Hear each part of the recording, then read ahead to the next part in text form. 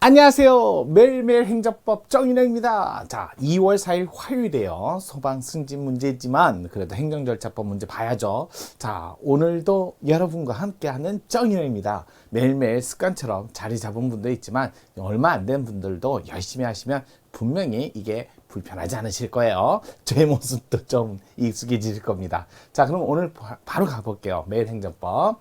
자, 행정 절차에 관한 설명으로 옳지 않은 거. 행정 절차 많이 봤지만 그래도 또 우리 정리하는 맛이 있어야죠. 자, 행정 절차법 볼게요. 자, 행정 절차법도 점점 업그레이드 되고 있어요. 업그레이드 되고 있고 또 판례가 나오는 부분은 또 보셔야 돼요. 모든 법을 언제나 늘 다 꿰찰 수는 없잖아요. 그런데 최근 판례가 있다든지 아니면 최근 개정된 내용이 있으면 그런 거는 반드시 정리하셔야 돼요. 행정절차법 그러면 어느 정도 알아야 되느냐? 뭐 솔직히 말해서 뭐 가장 기본적인 거 우리나라 헌법에 적법 절차 원칙이 들어온 게 적법 절차 원칙이 자 12조 1항에 있습니다. 12조에 있는데 요 12조 1항 3항을 얘기를 하는데 요게 현행 헌법인 1987년에 최초로 헌법에 유입됐어요. 유입이 됐고 처음에 들어올 때는 이 적법 절차 원칙이 형사 절차에서 들어왔는데 형사 절차에서 시작은 했는데 지금은 모든 그러니까 입법 절차라든지 행정 절차 또는 사법 절차 모든 절차에 지금은 적용이 된다 이렇게 생각. 그다음에 이거 영미법에서 들어온 개념이에요. 영미법 개통에서 들어온 거지 대륙법계를 쓰는 대륙법계의 기본이 되는 우리나라 헌법의 근거에서 시작한 건 아닙니다. 그래서 마그나카르타 뭐 이런 얘기도 하는데 뭐 그것까지는 몰라도 그래서 원래 없던 것이 들어오게 됐다라고 정도만 아시고 헌법의 명시적으로 그러면서 이제 형사 절차에서 시작했는데 모든 절차, 행정 절차 그러면서 행정 절차에 관한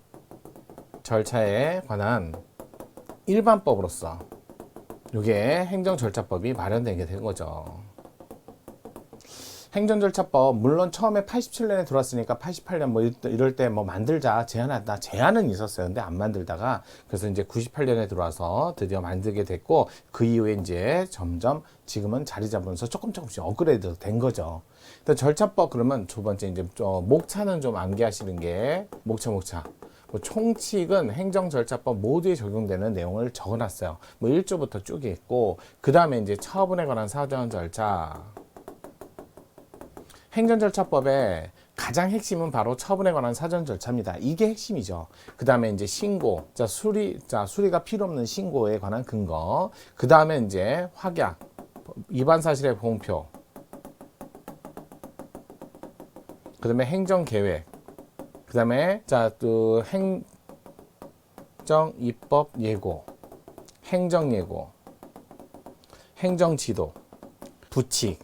솔직히 부칙까지는 몰라도 요 정도 모두 10개의 항목으로 됐는데 요 정도는 암기를 하셔야 돼요. 그래서 처분에 관한 사전 절차로서 여기에 보면 이제 21조, 22조 그래서 이렇게 두 규정을 우리는 보통 침입적 처분에 관한 사전 절차로서 사전 통지, 의견 청취, 기회 제공 그 다음에 이제 공통 절차로서 17조, 18조 신청, 여러 행정청에 관련된 신청 그 다음에 19조부터 20조, 23조, 24조, 25조, 26조 그래갖고 고지까지 보셔야 돼요. 이렇게 해서 처분 기준 설정 목표, 처리 기간 설정 목표, 그다음에 처분 기준 설정 목표, 그다음에 이유 제시, 그다음에 문서로 할 것, 그다음에 공고 또는 고지 내용 이런 것까지도 다 보셔야 돼요.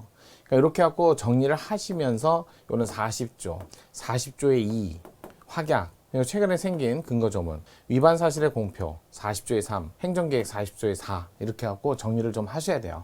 행정계획에 관한 법적 근거로서 여기에 계획을 수립하거나 계획에 관한 절차는 들어있지 않고요. 계획을 수립할 때는 뭐 충분히 고려해야 된다 해서 형량 명령 이런 것들 또는 계획 재량에 관한 문제는 근거는 될 수 있어도 행정계획을 어떤 식으로 확정할지에 관한 기본적인 내용은 아직은 마련되지는 않았어요.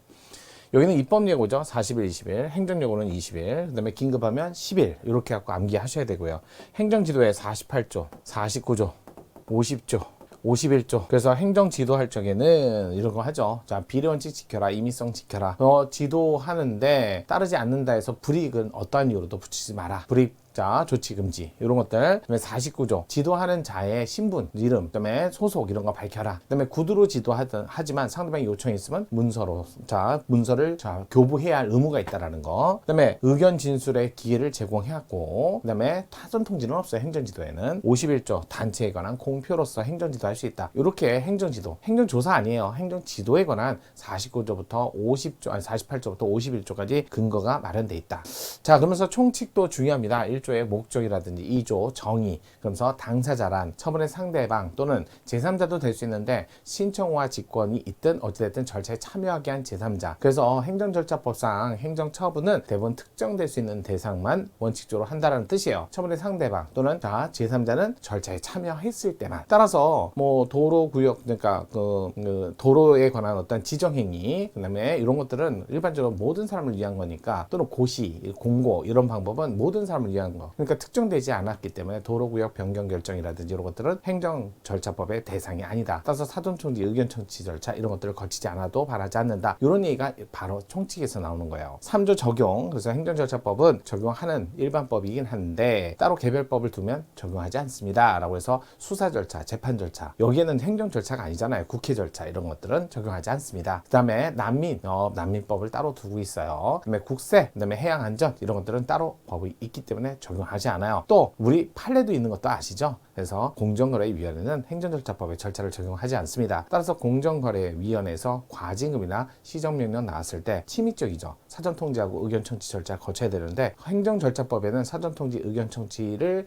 규정을 주면서 적용 예외 규정도 있는데 공정거래위원회는 그런 적용 예외 규정을 행정절차법을 끌고 와갖고 적용할 때 절차법 쓰지 않으니까 행정절차법의 적용 예외는 공정거래위원회는 쓰지 않습니다. 이렇게 나오는 거죠. 그렇게 갖고 나머지 이제 처분에 관한 사전자, 그 다음에 행정절차법의 일반 원칙으로서 신의성실, 신뢰보호 이런 것들이 있고 투명성은 있어. 하지만 공정성은 명문의 규정이 없어도 당연히 인정한다. 이렇게 오시고 그 다음에 이제 처분에 관한 사전절차 이렇게 정리를 좀 하셔야 될 것 같아요. 자, 이렇게 갖고 행정절차법을 어느 정도 개념이라 목차를 조금 암기를 하셔야 그 다음에 뭐가 머릿속에 자리 잡을 수 있는 뿌리가 생기는 거예요. 이것도 안 하시면서 뭘 어떻게 해야 될지 모르겠습니다. 행정절차법 너무 많지 않습니까? 이렇게 하시면 안 되고요. 적어도 행정절차법이 들어오게 된 계기라든지 이런 역사는 요 정도만 하시고, 그 다음에 행정절차법 적어도 목차는 암기하셔야 돼요. 그래야 살을 붙일 수 있어요. 그러면서 이제 최근에 개정된 것들도 보실 수 있는 거고요. 자, 의견 제출 기회를 주고 그러면 의견을 들어야 된다, 반영해야 된다 이렇게 돼 있어요. 하지만 반영해야 된다는데 판례는 거기에 기속을 하지 않는다, 구속받지 않는다 이렇게 얘기를 하고요.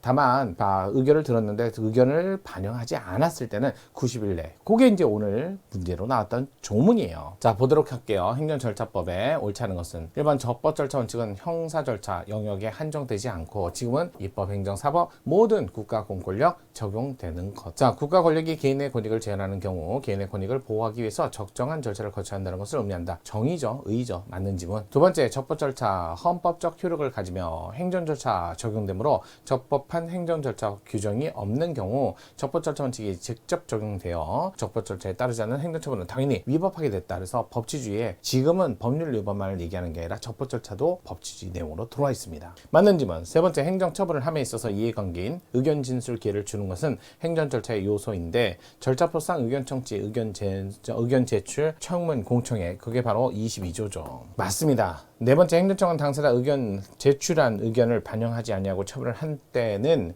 그 당사자에게 90일, 180일이 아니죠. 안날로부터 180일이 아니라 90일 이내 그 이유와 설명, 그 이유의 설명을 요청하면 서면 이것도 조심하세요. 자, 이건 맞는 지문, 요 뒤에는 맞지만 180일이 틀렸네요. 그래서 정답은 4번이었어요. 이거 많이 안 나오는 지문인데 요걸 냈더라고요. 그래서 1항만 보시고 2항은 안 보는데 2항이 있는 지문이었어요. 요거 정리하세요. 그래서 19년에 처음 들어온 조문이니까요. 자, 이렇게 해갖고 오늘 절차법을 봤습니다. 자, 절차법 많지만 적어도 목차를 보면서 하나하나 챙겨가는 그러면 어느 순간 절차가 여러분에게 그렇게 어렵게 느껴지지 않을 겁니다. 자, 정리 잘 하시고요. 절차법 중요합니다. 반드시 문제 나옵니다. 자, 오늘도 보셨으니까 내일도 모레도 쭉쭉 정인형과 함께 하신다면 행정법 자리 잡을 수 있어요.